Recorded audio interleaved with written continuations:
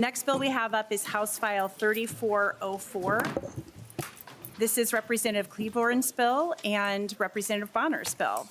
I will move to recommend that House File 3404 be re-referred to the Ways and Means Committee.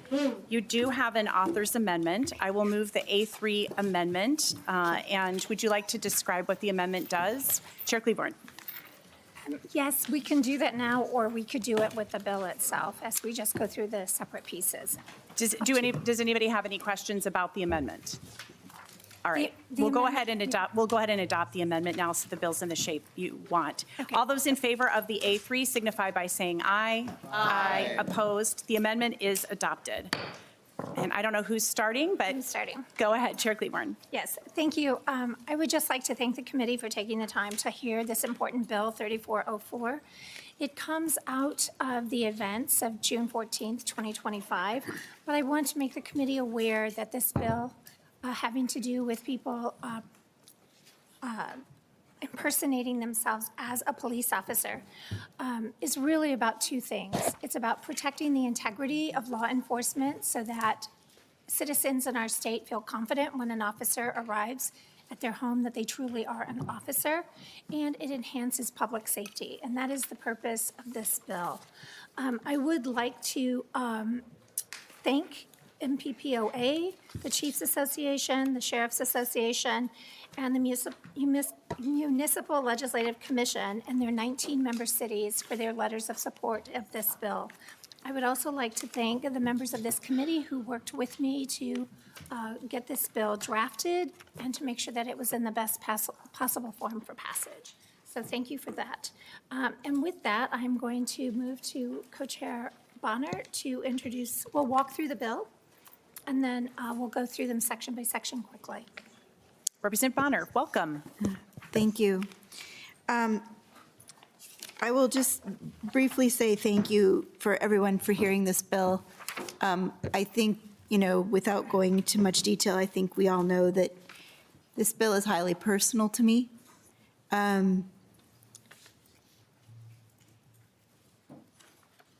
What happened in June, I think, is amplified by the fact that the individuals that came to my door, and that may very well have come to all of our doors, used a position of trust to come and get me to open that door. And so I think this is really important to talk about public safety, but overall, this bill is really important because it speaks to this idea of trust and how we restore that trust in those that we believe in law enforcement. And with that, I will just say, we'll start with section 1, the intent to mislead. This particular part starts with that version and adds a felony that may come with a sentence of imprisonment for not more than 2 years or the payment of a fine of not more than $4,000 or both. In subdivision 2, you will see provisions that have an enhanced new felony for whoever violates subdivision 1, impersonating an officer with the intent to mislead while committing the following acts: gaining access to a public building, directing or ordering another person to act or refrain from an act, violating the sections of law that have to do with lights and sirens, operating a motor vehicle that is marked to deceive, marked as a police, patrolman, sheriff, deputy, or marked with lettering or insignia that might lead a reasonable person to believe that this is a law enforcement vehicle. So these are prohibitions on marking those vehicles. Also, there is a new provision in law, which is, you will find on lines 2.10 to 2.12, that displaying equipment commonly attached to law enforcement vehicles or facsimile of equipment that would reasonably lead a person to believe that the motor vehicle is a law enforcement vehicle is prohibited. And that provision came to us from the Chiefs Association, so I thank them for that. Subdivision 3 talks about the previous violation, including the possession of a firearm. This specifically comes with 5 years or within 5 years of a previous violation, is guilty of a felony and may be sentenced to imprisonment for not more than 10 years. It increases the penalty there, or payment of a fine of not more than $20,000 or both. It also then goes on to suggest that if this violation occurs while in possession of a firearm, we know this came from a couple of our local police departments, that they would be guilty of a felony that may be sentenced to imprisonment of not more than 10 years or a fine of $20,000 or both. And moving on to subdivision 4, crime committed while impersonating an officer, enhanced penalties. It goes on to say if you commit these crimes, you are guilty, or you may be charged one with both crimes. You will see that on lines 2.30 and 2.31, but also it enhances the penalty provisions. So if you are doing this, if you commit a crime while you are impersonating an officer, the penalties will be increased. And that felony provision may be imprisonment of not more than 3 years or payment of a fine of not more than $15,000 or both. But the important part here is that the imposition of one penalty does not preclude the prosecution under the other provision as well. With the A3 amendment, which would be the subdivision 5, what we have done is deleted the original language, and we have added, the original language had to do with how other people identify. And this changes, the A3 changes it to how Minnesota officers must identify. And I would like to thank Representative Steer for your work on this, and Representative Novotny for your work as well. So what it does is it basically lays out for the public to have confidence in the person who comes to their door. And it pertains to post board officers, federally recognized tribes officers, officers who may come to our state during a hot pursuit, who would be following up, which are legally allowed to do. And it also pertains to emergency management assistant compact officers. So officers that may come here to help us with an emergency. And it makes it very clear that if an officer needs to wear a uniform, a badge, a nameplate, a number, something so that citizens know and can easily recognize that these are law enforcement officers duly organized under the state of Minnesota or allowed to be here by the state of Minnesota. And it clarifies what combination of those identifiers they need. There's also a provision for plainclothes officers that says they can just state the information or provide a card, which I understand is a standard practice. But nothing in this bill requires an undercover agent to put themselves at risk. So they do not have to identify unless they are actually in the process of detaining someone, making an arrest, or executing a warrant. So they themselves have identified themselves. And then the last thing I want to say, which is really important, is that the failure of a police officer or peace officer to make these identifiers does not contaminate the evidence, and it still allows the arrest to go forward.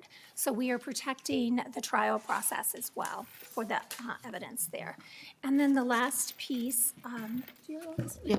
And then finally, the easy part, of course, the effective date. This section effectively puts the effective date at August 1st of 2026 and applies to crimes committed on or after that date. Essentially, it is forward-looking and not retroactive in nature. All right, thank you. Member discussions. Oh, lots of hands here. Representative Whitty. Thank you, Chair Moeller. Thank you both. Representative Bonner, sorry for what you went through, and everybody in this room, we lost a lot. I just want to thank you for how important this is for the community trust and with our law enforcement who are out there working to protect, and this guy stole that day. So thank you. I know your bill is filled at 35. I don't know if you're adding more, but I would be honored to add my name to it. Thank you.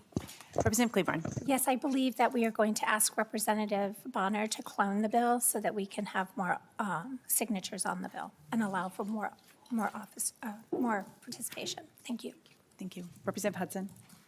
Thank you, Madam Chair. I have a relatively boring technical question, but it might be one that's shared by the public. Was there any discussion about making the effective date upon it being signed into law by the governor? I know that has happened sometimes. People who've been here longer than me might be able to let us know why that's not a best practice, or if it's just normal to have it be August. I think I can answer that, or maybe call on nonpartisan staff, but I think a lot of times it's just a matter of getting the statute books updated and all of the materials, like the charging documents, the electronic charging, everything that goes into criminal penalties and crimes, so that people that are actually charging these cases and doing these cases have the right information. But I could stand to be corrected if nonpartisan has a different. Madam Chair, members, I'd say that's accurate. In addition, the Sentencing Guidelines Commission typically meets after session and has any changes that pass the previous session go into effect on August 1st. So that August 1st date typically lines up with changes to the sentencing guidelines for new offenses. Right. Chair Novotny? Chair Moeller, thank you. Representative Cleavorn, Representative Biner, thank you for bringing this. This bill is, to me, what bipartisan work in this legislature should be.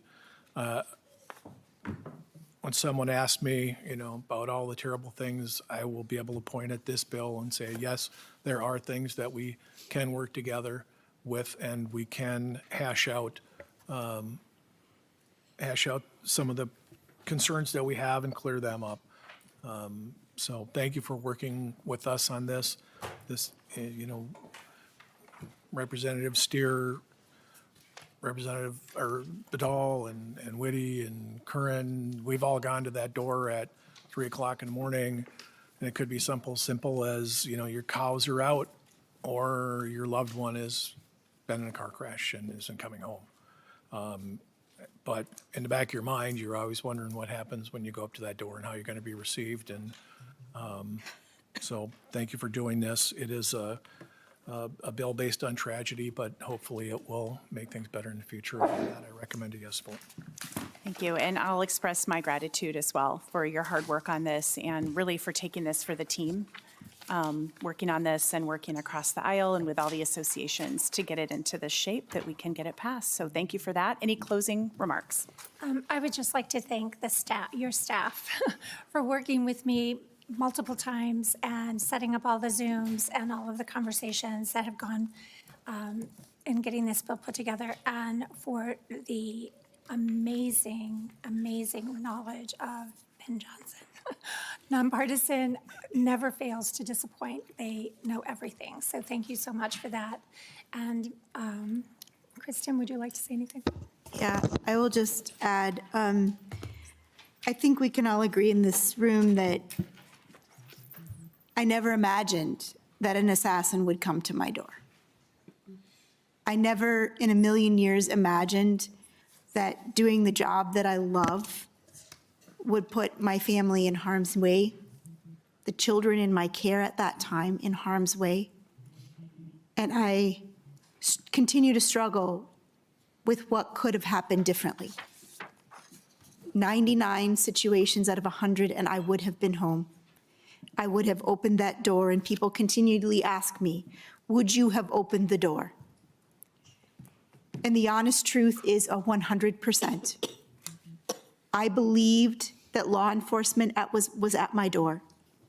I trust my chief. I trust my department. I've been through the Citizens Police Academy, and I know many of these officers personally. They are good, decent human beings. I would 100% have trusted in them. And that is what makes this particularly heinous. But I think what I want to say at this point is that because I implicitly trust my chief and my local officers to keep me, my family, and my community safe, last June, that trust was broken by a man attempting to tarnish the good work of law enforcement professionals. This bill is a first step in affirming that these high standards are put in place to restore public trust and to ensure that our neighbors including my family, can once again feel safe. Thank you. Thank you. And with that, I renew the motion to recommend that House File 3404 as amended be re-referred to the Ways and Means Committee. All those in favor signify by saying aye. Aye. Opposed, the motion prevails. Thank you again. We've still got time, members. So next, we're going to move to House File 3412, Representative Finke's bill. And welcome to the committee, Representative Finke. Since you're not a member, I will move to recommend that House File 3412 be placed on general register. You do not have any amendments, and so your bill is before us. Please go ahead and tell us about your bill. Thank you, Madam Chair, for hearing this bill. Thank you, members, for your continued attention on this very important day in public safety.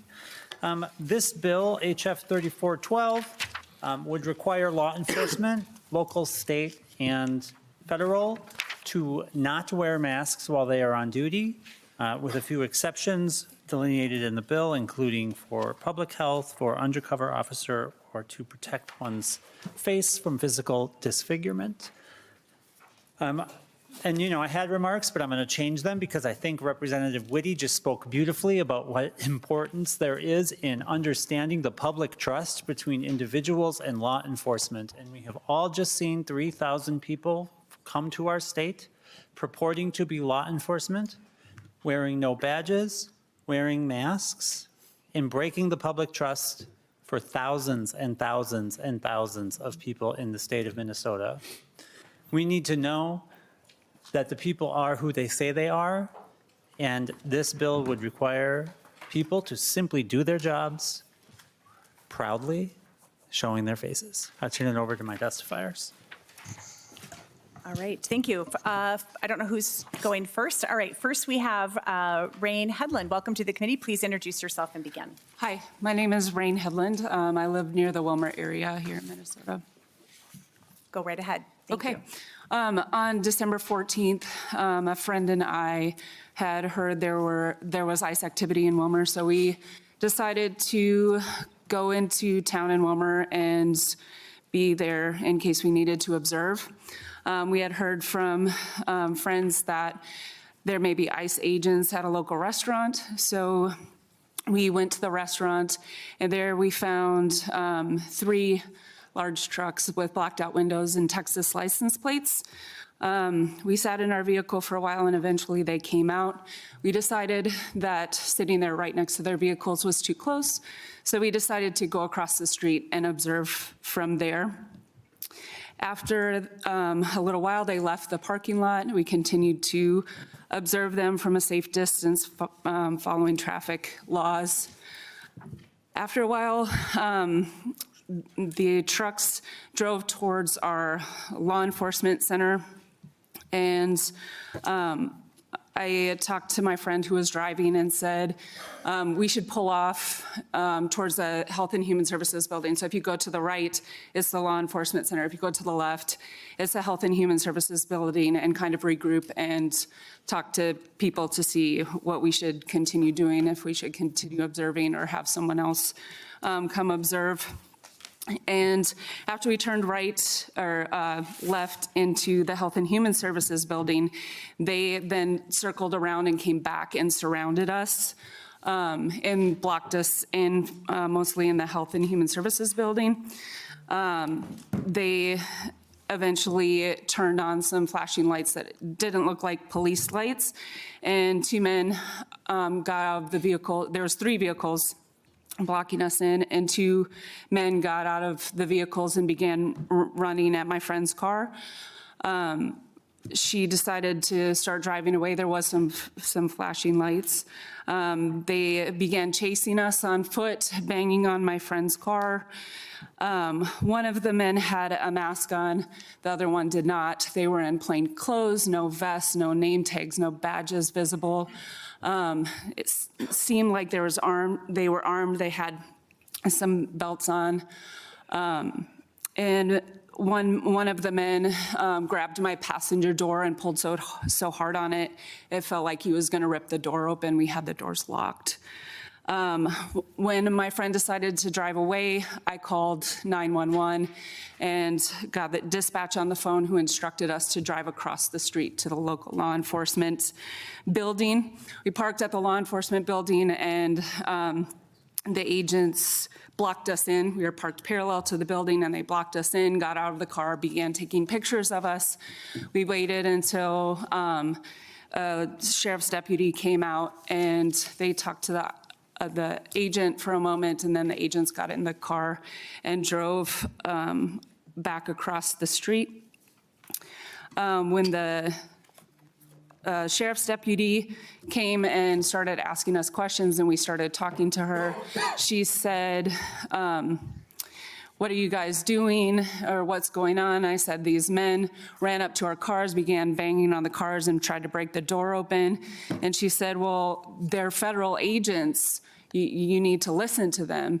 And I said, how am I supposed to know who they are? There's no identification on the vehicles. There's no identification on them, no vest. They're in plain clothes, no badges visible, nothing. I said, I don't know for sure who they are. They could be anyone because there's no identification.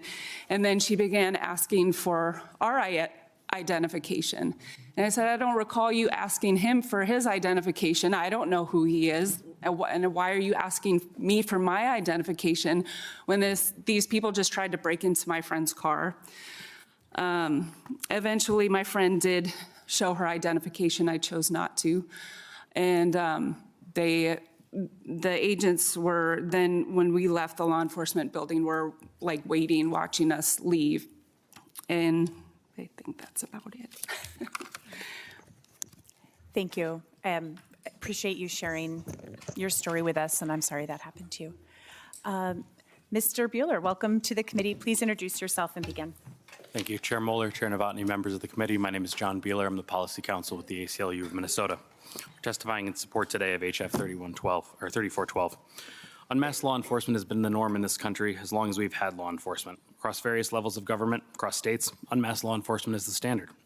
State troopers don't wear masks, neither do FBI agents. U.S. Marshals, sheriffs, judges, prosecutors, and politicians do not wear masks. In a recent opinion, one district court judge from West Virginia wrote that the presence of masked agents themselves constituted a constitutional violation.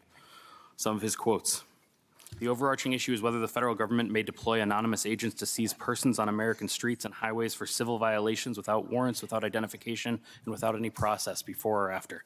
The Constitution does not permit that. An anonymous government is no government at all. It cannot be held accountable. A masked agent freely uses force without justifying his actions, and the public cannot name him to challenge his conduct. Masks obscure government action and deprive the public of its Fourth Amendment protections. This policy has been supported by state and local law enforcement. It's also supported by parts of the federal government. The FBI issued a bulletin last year urging federal agencies to ensure that federal officers clearly identify themselves. The FBI pushed this policy to avoid the obvious outcome, that if law enforcement is masked, unidentifiable, and heavily armed, and that resisting arrest constitutes a crime, then individuals will take advantage of that public trust and that public fear. Criminals will wear masks, they will hide their identities, and they will carry weapons, and they will threaten potential victims with the perceived power of the state. This is not theoretical. The FBI bulletin cited at least 5 incidents, including burglary, kidnapping, and attempted rape, committed by people impersonating armed, masked federal agents. If these crimes continue, it will put us all in danger, including law enforcement officers, who people will no longer trust. The bill is compliant with federal law. California passed a similar bill with one crucial difference: it did not regulate state and local police. State and local laws are only invalid under the intergovernmental immunity doctrine when the state law regulates the United States directly or discriminates against the federal government. Similarly, the Supremacy Clause immunity generally shields federal officers from state liability if the federal officer was doing something that was authorized by federal law and if the official's actions were necessary and proper in fulfilling their duties. Masked agents are not necessary or proper. We urge the committee to support HF 3412. Thank you. All right, thank you.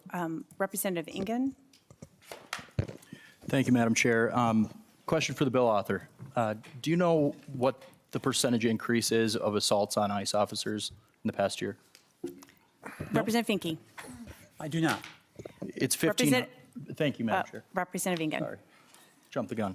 It's 1,500%. Do we know do you happen to know the number increase of threats against ICE officers?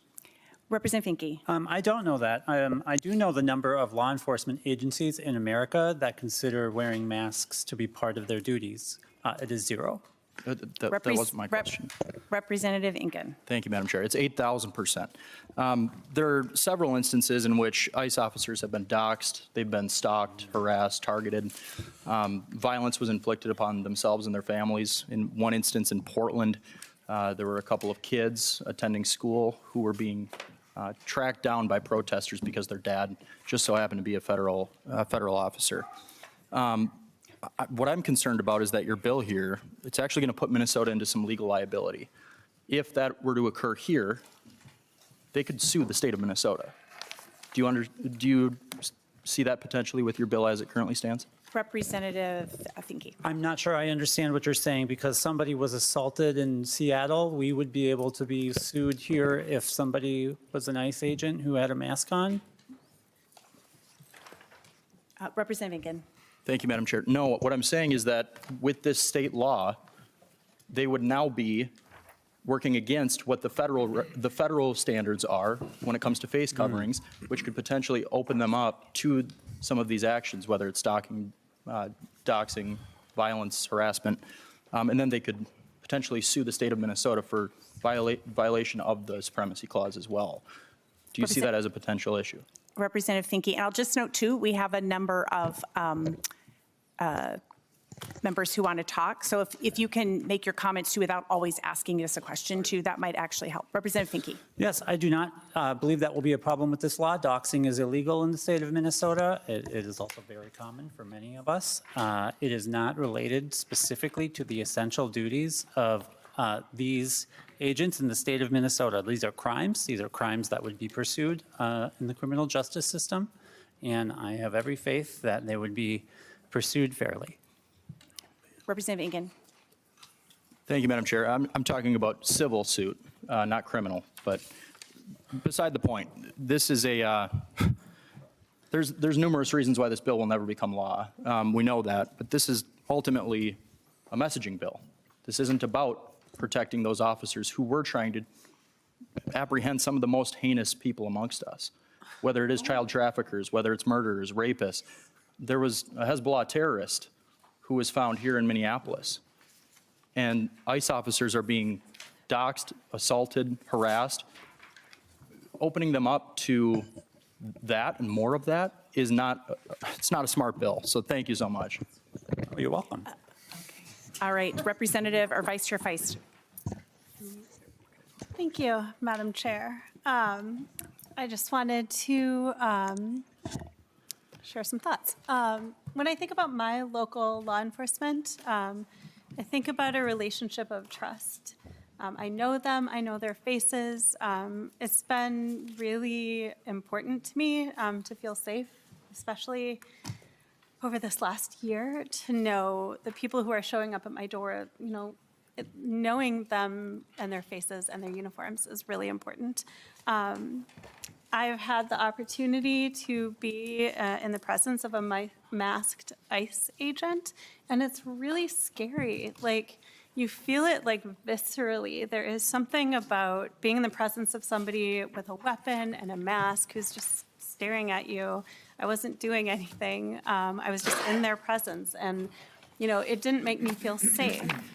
And I feel that when somebody goes into a law enforcement role and perceives their role as protecting public safety, they should want to do it in a way that makes the people in the community feel safe and feel that they can trust them and respect them. And I also think that if you're doing something that you believe in, that it's in the public good, like we all do here, you shouldn't feel the need to wear a mask. Like Representative Finke was saying, like, some of us have been doxxed. We all bear that risk. It's a conversation that we've had. Representative Duran brought his bill relating to law enforcement. It's a thing that we do when we believe in what we're doing, as we say that we believe in it publicly. And I just feel like wearing a mask, it's not a good sign that the people doing it believe and the work they're doing, and they're willing to stand up for it. And I just wanted to push back a bit on Representative Engen's comments. The people that I know have been detained by ICE, they are single moms, they're 5-year-olds, they're retirees with like 30-year-old offenses, most people don't have any offenses.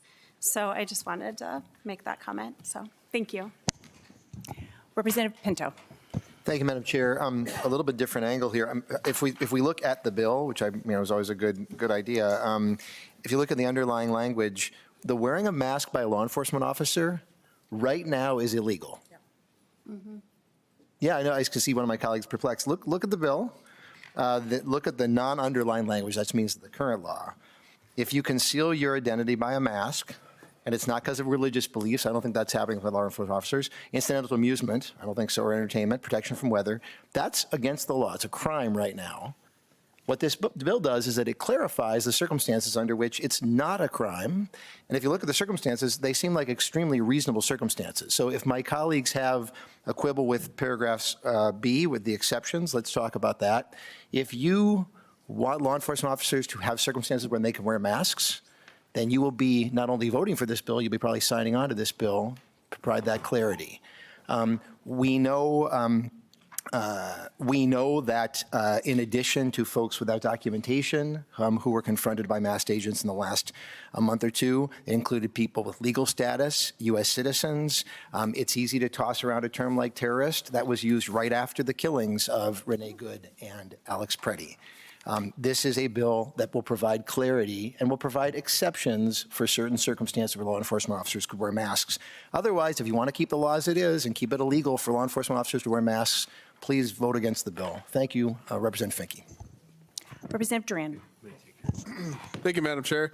And thank you, Rep. Pinto. I was a little concerned of where this was going because it actually exempts law enforcement and federal agents here, but we're actually focused on federal agents. And I was just wondering where we're going to be focusing on, the bill. And I just wanted us to refocus and wondering if there was an issue that state officers were doing that made this bill come about, or are we punishing our, kind of almost punishing our state guys for the federal agencies? I mean, I don't know how this is going here, and that was just, that's a sincere, question, so go ahead. Representative Finke. Yeah, that's a great question. I'm really grateful that you have it, because in the state of Minnesota right now, as Representative Pinto said, it is illegal for law enforcement to wear masks. That is illegal for law enforcement right now in the state of Minnesota. I feel like maybe people aren't aware of that.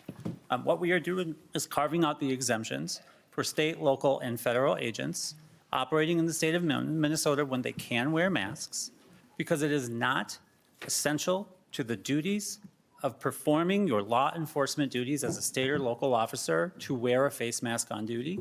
And we are saying, if you come into the state of Minnesota, you also have to follow that law, because it is not essential to your duties to wear a mask. I will just say, just totally bluntly, I know we are in a heated moment where discussion is kind of not favored. And I actually am very cautious about discussion because I just tried that once, but I actually think that the pro-law enforcement movement of people in this building should really support this. Right. If you want to be trusted when you are trying to find an individual that has committed a crime, you do not conceal yourself. And I think Representative Engen's comments are essential to understanding this, because we do not have this law, we do not allow this for state law enforcement. The FBI does not do it. No law enforcement agency in the country is allowed to cover their face except for one, and it is because of who they are arresting. The only distinction between immigration enforcement and every other law enforcement agency in America is that they are arresting immigrants. And so it seems to me to be the opinion that if you are going to terrorize immigrants, you can wear a mask and conceal your identity, and we can accept openly that everyone else deserves better. Representative Hollins. Thank you, Madam Chair, and thank you, Representative Finke, for bringing this forward.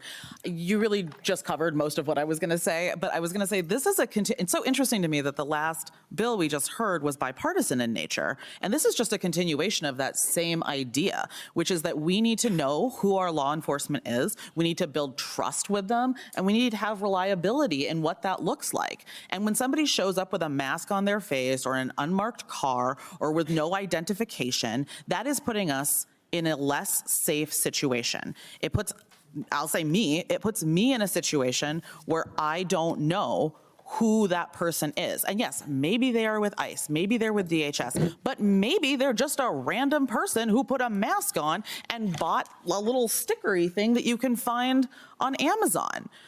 I want to know who my law enforcement is. I have worked on building relationships with my police chief and with my sheriff, and for me, that was tricky, okay? And I think I deserve to know who is in my sheriff's office, who is a police officer in my police department. And when I go to the door, if they knock in the middle of the night, I would like them to have identification that is real and not have a mask covering their face. And I don't think that's asking too much. So I really appreciate you bringing this bill forward. And I can't help, since I started in 2020, thinking about how much we've discussed masks in this building since 2020 and how y'all were on the opposite side last time we had a conversation about masks. Let's remember, folks wanted a mask ban, and now we're saying, please don't put masks on our law enforcement. It's a reasonable ask, and I think everybody here should support it. Representative Berg. Thank you, Madam Chair. My remarks were similar to Representative Holland's. The irony that you all sat over there and said in a bipartisan matter that you want your law enforcement identifiable, that the public trust in law enforcement was broken by the events that happened June 14th. You recall the perpetrator wore a different kind of mask, a full latex mask. And you sat there and talked about the public trust of some of you who have been police officers, that trust was broken, and then you want to defend this masked, untrained occupiers of our cities. And by the way, Representative Engen, no ICE officers have been harmed, but 2 American citizens have been murdered. Don't pretend they weren't. Thank you, Representative Finke, for bringing this bill. Representative Hudson. Thank you, Madam Chair. I was trying to let this all go to a vote, but after those comments, I got to respond. So, first of all, the difference between the 2 bills is pretty clear. One has to do with things that happen in this state under the purview and jurisdiction of this state. The other has to do with a policy that, once again, cannot be applied to the feds because we don't have that authority. I'll have to say it again, supremacy clause, it's a thing, it's real, it matters, which is why, in spite of the fact that you just pointed out that wearing a mask is already illegal, strangely enough, ICE is wearing masks. How'd that happen? Because they're breaking law. So who's enforcing that? And by the way, here's a question for the author. How does this get enforced? Who's going to arrest federal agents for breaking your law? Representative Finke. You want to answer that? I'd like to ask my testifier to answer. Mr. Bueller. Chair Mueller, Representative Hudson, we expect the law enforcement of the state of Minnesota to uphold their oaths and enforce the laws of the state. Thank you. Representative Hudson. Thank you very much. So there you have it. This bill pits state and local law enforcement against federal law enforcement. Boy, that sounds healthy. That's going to have some great outcomes, isn't it? Law enforcement fighting law enforcement in the street looks an awful lot like a civil war, doesn't it? So here's the deal. You want to talk about trust? I found it very enlightening, even though it was on a completely different topic, when Representative Bonner was talking about the trust that she has in her local law enforcement and how important that is, how essential it is, and we all agree it's incredibly important. But when you actively undermine that public trust in federal law enforcement by saying they're pretending to be law enforcement. No, they're not. They're officers of federal law. When you say they're invading, when you say it's an occupation, when you say they're kidnapping people, this rhetoric is irresponsible and it undermines public trust. And that's on the rhetoric side. On the policy side, no cooperation at the state or local level with federal law enforcement. That is the heart of all of these issues. This bill we heard from Long this morning, where we need to create a new civil cause of action that's completely unenforceable. This bill that's completely unenforceable. Oh, we've got to address the trauma of the kids.